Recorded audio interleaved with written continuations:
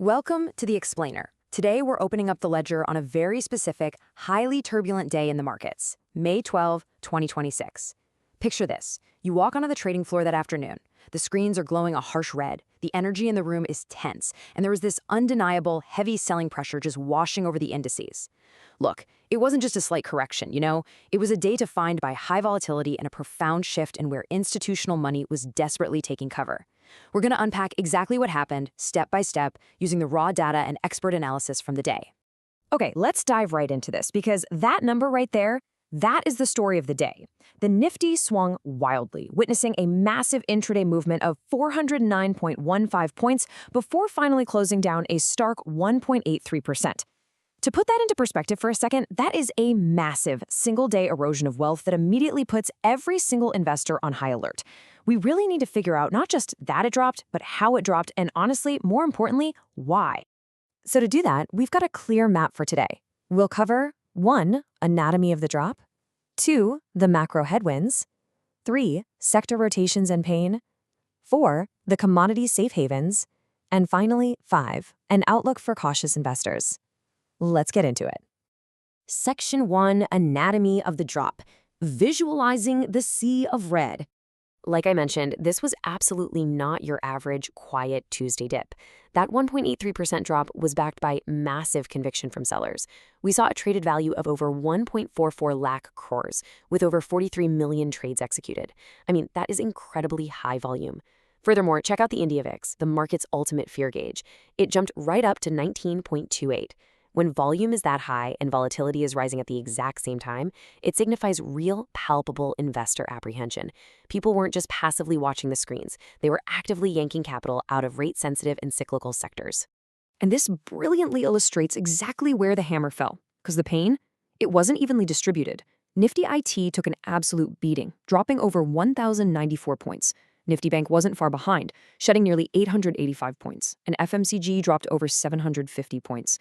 So what do these all have in common? Well, they are highly sensitive to global demand, borrowing costs, and consumer spending. Technology and financials took the absolute brunt of the trauma here, acting as the primary anchors dragging the broader index down with them. Section 2. The macro headwinds. The specific drivers of the drop. Now, selling pressure like this doesn't just appear out of thin air. It was triggered by a convergence of 3 major macro villains. First, we have the oil factor, which is the really big one we'll focus on in a second. Then we have rising geopolitical uncertainty causing massive institutions to adopt a defensive wait-and-watch kind of posture. And finally, a real lack of regulatory and policy clarity, specifically from central banks regarding when, or honestly even if, interest rate cuts are coming. But we really got to focus on the primary culprit here: oil. Brent crude prices have surged nearly 50% since geopolitical tensions flared up. For an oil-importing economy, this is devastating. Think of it as a massive, unavoidable tax on corporate margins and everyday consumer spending alike. This sudden surge strained the system so much that the rupee was hammered to a record low, mirroring the exact kind of pain we saw in other oil-importing nations like the Philippines and Indonesia. In fact, this massive energy strain was so intense, it actually prompted direct government messaging. We saw an austerity pitch from Prime Minister Modi explicitly advising citizens to postpone gold purchases and reduce discretionary travel to try and curb fuel consumption. Now, viewing this strictly through the lens of the market, this kind of macroeconomic guidance acts as an immediate shockwave. It instantly rattled consumer-facing stocks. The very second this guidance hit the wires, sectors tied to household spending, like jewelry and real estate, experienced a really sharp, immediate decline. Section 3, Sector Rotations and Pain. The day's winners and losers. A look at the day's movers perfectly captures the absolute tug-of-war happening right beneath the surface of the index. Look at the losers. Shriram Finance down 4.66%. Tech Mahindra down 4.43%. Really heavy pain in financials and IT. But right across from them, look at the gainers. ONGC was actually up an impressive 4.80%, and Hindelco up 1.75%. The market was ruthlessly punishing growth and discretionary spending, while actively rewarding energy, resources, and metals. It is a textbook flight to sectors that actually benefit from the very inflation that's causing the panic in the first place. Now, what's really interesting about this liquidity battle, keeping the market from a total freefall, is a fascinating divergence. Market veteran Gautam Trivedi pointed out that foreign institutional investors, or FIIs, were exiting, They were finding the market temporarily unattractive compared to other global commodities or AI plays. But stepping right in to touch those falling knives, domestic inflows. Retail and institutional investors right within the country were bolstering equities, effectively offsetting those FII exits and providing a totally crucial floor to the market. Section 4. The commodity safe havens, finding those pockets of resilience. So commodities and resources are acting as a natural hedge right now. According to analysts, the energy market is entering a structurally tight supply phase. Why? Years of underinvestment in crude and refining. Supply is tight, so prices and the valuations of those energy companies go up. Then you have copper, which surged 1.3% on the MCX to hit record highs globally. And that's because a severe supply crunch is meeting explosive demand from electrification and AI-linked data centers.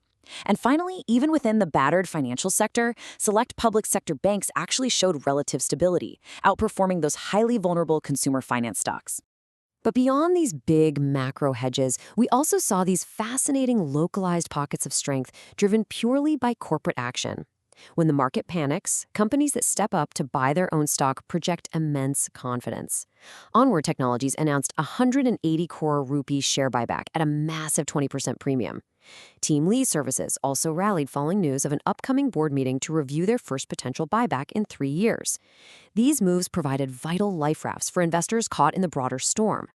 Section 5. Outlook for cautious investors. What to watch next. Let's move to the data and see how this builds a roadmap for the weeks ahead. If you're out there waiting for a market bounce, these 3 indicators are your mandatory precursors. First, monitor crude oil futures. Any stabilization there relieves the immense pressure on consumer margins. Second, track global inflation data, specifically US and European CPI and PPI. We absolutely need to see falling inflation to justify rate cuts. And third, watch central bank commentary like a hawk. A dovish shift, meaning a clear signal for rate cuts, from global leaders is the single biggest catalyst waiting in the wings for risk assets right now. So the crucial point is this. We are in a consolidation phase, digesting these massive macro headwinds. In times like this, you have to prioritize quality over momentum. The data tells us to look for companies with strong balance sheets and low debt so they can weather high borrowing costs. Look for companies with real pricing power, meaning they can pass these high oil and freight costs onto the consumer without losing sales. And look for defensive demand, businesses offering essential services that people literally have to buy, regardless of whether the broader economy is booming or contracting. Which leaves us with the ultimate question. The market is waiting with bated breath right now. We know the pressure points, oil, geopolitics, and interest rates. But what is going to be the catalyst to finally break the selling pressure? Will relief come from the energy markets, or will global central banks finally provide the positive monetary shock we need to start climbing again? Keep your eyes on the data because the next major move hinges entirely on those global signals. Thanks for joining me on this explainer. Keep learning, and I'll see you next time.